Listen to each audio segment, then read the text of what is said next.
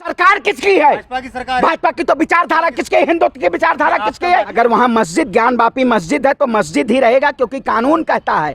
अगर भारतीय जनता पार्टी इस देश के कानून को नहीं मानती, इस देश में लोकतंत्र को नहीं मानती, तो शायद ये औरंगजेब से भी ज्यादा खतरनाक ये बीजेपी सरकार है, हमारे देश के प्रधानमंत्री हैं। अब बताइए, नमूने लोग हैं। कभी कोई संगठन लेके चले जाएंगे, हनुमान चालीसा पढ़ने का काम करेंगे। कर्नाटक में भी आपने देखा होगा, मध्य प्रदेश में देखा होगा, बीजेपी और आरएसएस के एजेंडे में ऐसे कई मस्जिद हैं जिसको बीजेपी मुद्दा बनाना चाहती है। क्या औरंगजेब ने जब मस्जिद को तोड़वाया, मंदिर को तोड़ा था, तो क्या उन्होंने वहां शिवलिंग छोड़ दी थी क्या तालाब में कि बीजेपी आएगी इसको भुनाने का काम करेगी? अरे ये जाहिल लोग हैं। आखिर हिंदू मुसलमान के नाम पे कब तक सियासत करने का काम करेंगे? ये कुतुब मीनार मंदिर है, विष्णु स्तंभ है, कभी ताजमहल मंदिर है, कभी मैं तो कहता हूं कि भाई बीजेपी के केंद्रीय कार्यालय मंदिर के नीचे बना, मंदिर के ऊपर बना हुआ है, उसकी खुदाई होनी चाहिए। आप पत्रकारिता करने आए हैं, आप यहाँ जहाँ खड़े, यहाँ मंदिर है हमारा, यहाँ खुदाई होगी। आखिर क्या इस देश को मजाक बना रखा है? इस देश में मुसलमान नहीं होता तो बीजेपी की सियासत चमकती नहीं। मैं भी एक ब्राह्मण परिवार से आता हूँ।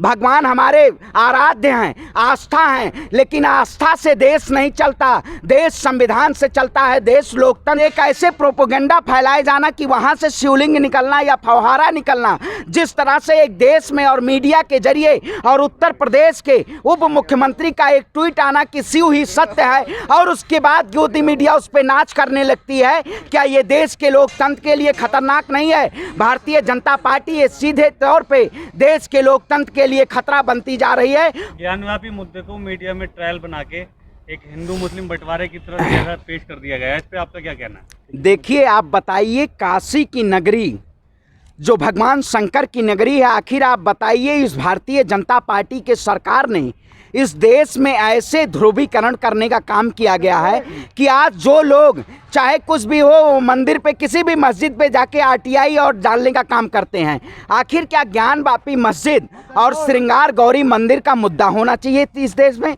आप बताइए। लेकिन जिस तरह से स्ट्रीम मीडिया इस देश में भुनाना चाहती है कि हिंदू और मुसलमान के नाम पे ये सीधे तौर पे राजनीतिक ध्रुवीकरण करना चाहती है, क्योंकि आने वाला चुनाव है और बीजेपी के पास राम मंदिर के बाद अब कोई मुद्दा नहीं बचा है, इसलिए उन्होंने ज्ञानवापी मस्जिद को उन्होंने मुद्दा बनाया। आखिर क्या इस देश में हिंदू मुसलमान की एकता और सिख ईसाई की एकता को खंडित करने के लिए भारतीय जनता पार्टी ने इस देश के लोकतंत्र का खात्मा किया है? जिस तरह से ज्ञानवापी मस्जिद है वहाँ पे, वो वहीं पे यथायथ स्थिति बरकरार रहेगी, क्योंकि बीजेपी इस देश में लोकतंत्र का खात्मा करना चाहती है, कानून का उल्लंघन करना चाहती है। आप बताइए, धार्मिक स्थल एक्ट 1991 में बना था, उस वक्त देश के प्रधानमंत्री नरसिम्हा राव थे। तब उसमें यह कहा गया था कि आज़ाद भारत के बाद 1947 के बाद कोई भी किसी भी समुदाय की जो उनके धार्मिक स्थल है वो यथास्थिति बरकरार रहेंगे, चाहे वर्तमान में हो चाहे भविष्य में। लेकिन उसके याचिका दायर करने के बाद और एक ऐसे प्रोपोगंडा फैलाए जाना कि वहां से शिवलिंग निकलना या फव्वारा निकलना, जिस तरह से एक देश में और मीडिया के जरिए और उत्तर प्रदेश के उप मुख्यमंत्री का एक ट्वीट आना कि शिव ही सत्य है, और उसके बाद गोदी मीडिया उस पर नाच करने लगती है, क्या ये देश के लोकतंत्र के लिए खतरनाक नहीं है? भारतीय जनता पार्टी ये सीधे तौर पे देश के लोकतंत्र के लिए खतरा बनती जा रही है, और इस सरकार से सवाल पूछना जरूरी है, क्योंकि इन्होंने काशी के गंगा जमुनी तहजीब को शर्मसार करने का काम किया है। जिस तरह से आज देश में मंदिर और मस्जिद के नाम पे, अजान और हिजाब के नाम पे देश को तोड़ने का काम किया जा रहा है, ये कहीं ना कहीं देश के लिए बहुत खतरनाक है। आपके हिसाब से वो शिवलिंग है और दूसरा मजहब कह रहा है कि वो फव्वारा है, आप क्या मानते हैं? देखिए, जिस तरह से इस सरकार ने, जब आपने राम मंदिर का फैसला देखा होगा, राम मंदिर का फैसला जब सुप्रीम कोर्ट के द्वारा आया, उस वक्त मोहन भागवत का एक बयान आया था कि हमने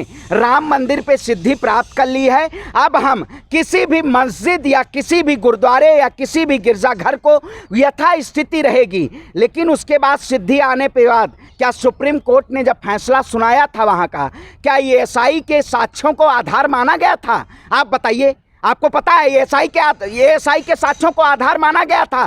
तो मैं कैसे कह सकता हूं कि जब ज्ञानवापी मस्जिद का मुद्दा उठाया जाएगा और सुप्रीम कोर्ट में जाएगा तो एएसआई के साक्ष्यों को क्या मुद्दा बनाया जाएगा? बयान दिया है तो क्या मोहन भगवत ने मांग उठाया है? ज्ञानवापी मस्जिद या जामा मस्जिद हो या चाहे कुतुब मीनार हो, आखिर आप बताइए विचारधारा सरकार किसकी है?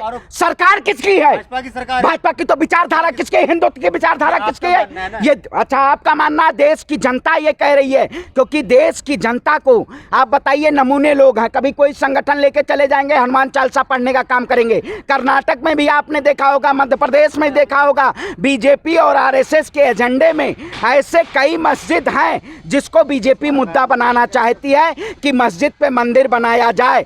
आखिर मैं कहता हूं क्या औरंगजेब ने जब मंदिर को तोड़ा था तो क्या उन्होंने वहां शिवलिंग छोड़ दी थी क्या तालाब में कि बीजेपी आएगी इसको भुनाने का काम करेगी? अरे ये जाहिल लोग हैं। आखिर हिंदू मुसलमान के नाम पे कब तक सियासत करने का काम करेंगे? मैं भी एक ब्राह्मण परिवार से आता हूं। भगवान हमारे आराध्य हैं, आस्था है, लेकिन आस्था से देश नहीं चलता। देश संविधान से चलता है, देश लोकतंत्र से चलता है। लेकिन कुछ वो अंधभक्त हैं जो जब विश्वनाथ कॉरिडोर बनाया गया उस वक्त शायद बहुत सारे शिवलिंग तोड़े गए, बहुत सारे छोटे छोटे मंदिरों का विध्वंस किया गया, लेकिन तब अंधभक्तों को ध्यान नहीं आया। और आज अंधभक्त लोग आज एक शिवलिंग पे ऐसे नाच रहे हैं नागिन की तरह, जैसे लग रहा है गोदी मीडिया भी उसी पे नाच कर रही है। अंजना ओम कश्यप, रूबिका लियाकत, सब लोग बनारस पहुंच के देखिए, आपने कहा देखा होगा बाइट की मैं रूबिका लियाकत मैं इस वक्त गुम्बद के मस्जिद के बाहर खड़ी हूँ। अरे ये लोग क्या करना चाहते हैं? इस देश में मंदिर और मस्जिद को लड़ाना चाहते हैं। लेकिन हम मुद्दों से, सरकार जो मुद्दों से भटकाना चाहती है, हम मुद्दों से भटकने वाले नहीं हैं। हम सरकार को मुद्दे पे लाने का काम करेंगे। आप एक पंडित समाज से आते हैं, तो क्या पंडित समाज के ही लोग कह रहे हैं कोई मस्जिद नहीं मंदिर है, तो आप क्या मंदिर नहीं मानते हैं? देखिए मैं कहता हूं देश संविधान से चलेगा, देश कानून से चलेगा। कानून का उल्लंघन अगर आज़ादी भारत में, अगर शायद मुगल आक्रांताओं ने देश में, अंग्रेज़ों ने भी शासनकाल किया, 800 साल मुगलों ने शासन किया, 200 साल अंग्रेज़ों ने शासन किया, लेकिन बीजेपी के पास अंग्रेज़ों का मुद्दा क्यों नहीं रहा? बीजेपी से ये सवाल है कि जिस तरह से बीजेपी ने अंग्रेज़ों को मुद्दा न बनाते हुए मुसलमान को मुद्दा बनाया, आखिर अगर बीजेपी के लिए अगर इस देश में मुसलमान नहीं होता तो बीजेपी की सियासत चमकती नहीं।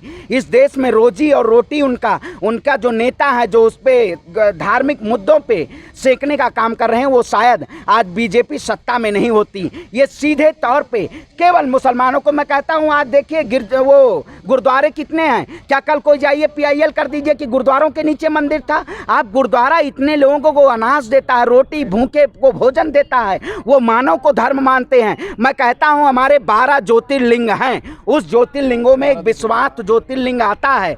लेकिन मैं कितने लोग, भारतीय जनता पार्टी के लोग केदारनाथ या सोमनाथ में कितने लोग लंगर चलवाने का काम करते हैं? आखिर मंदिर बनाना, लेकिन इस देश में कानून है, कानून के जरिए आप ऐसा नहीं है आप कभी कहिए कि कुतुब मीनार पर मंदिर है, विष्णु स्तंभ है, कभी ताजमहल मंदिर है, कभी मैं तो कहता हूं कि भाई बीजेपी के केंद्रीय कार्यालय मंदिर के नीचे बना, मंदिर के ऊपर बना हुआ है, उसकी खुदाई होनी चाहिए। आप पत्रकारिता करने आए हैं, आप यहाँ जहाँ खड़े यहाँ मंदिर है, हमारा यहाँ खुदाई होगी। आखिर क्या इस देश को मजाक बना रखा है? इन्होंने मजाक बनाने के लिए ये सीधे तौर पे इस देश की जनता को गुमराह किया गया है। लेकिन अब यहाँ ज्ञानवापी और श्रृंगार गौरी मंदिर मस्जिद का मुद्दा नहीं होगा। अब विकास का जो सरकार कहती थी सबका साथ सबका विकास, इस सरकार ने सबका विनाश करने का काम किया है, देश की जनता का विनाश करने का काम किया है। चलिए मुद्दों से ही तो भटका रहे हैं ना, मस्जिद या मंदिर की बात करके मुद्दों से ही तो भटकाया जा रहा है।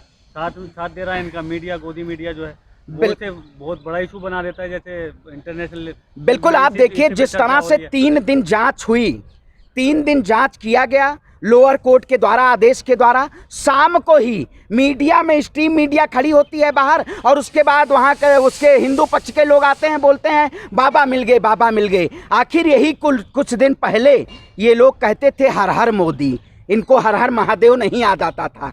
लेकिन आज जब ध्रुवीकरण की बात आ गई तब शायद ये जो सत्ता के नाम पे, ये धर्म के नाम पे जो व्यापार चला रहे हैं, इनको हर हर महादेव याद आ गया। हमारे लिए भगवान राम कण कण में हैं, हमारे लिए भगवान शंकर कण कण में हैं। इन्होंने सभी भगवान को एक व्यापार की तरह बनाने का काम किया। चाहे कृष्ण की बात करिए, चाहे राम की बात करिए, चाहे परशुराम की बात करिए, चाहे विष्णु की बात करिए, चाहे ब्रह्मा की बात करिए, चाहे महेश की बात करिए, इस सरकार ने सभी को अपना व्यापार बनाया है। हर जगह मस्जिद की बात। आखिर इस देश में जब उत्तर प्रदेश में चुनाव था तो कर्नाटक का हिजाब का मुद्दा बहुत तेजी से भुनाया गया। अब हिजाब मुद्दा नहीं रह गया। कुछ दिन बाद मुर्गा भी मुद्दा आ जाएगा, क्योंकि 5 बजे मुर्गा नहीं बोलेगा देश के प्रधानमंत्री जी, मुर्गे से उनको नींद खुल जाती है। क्योंकि आप बताइए क्या करना चाहते हैं?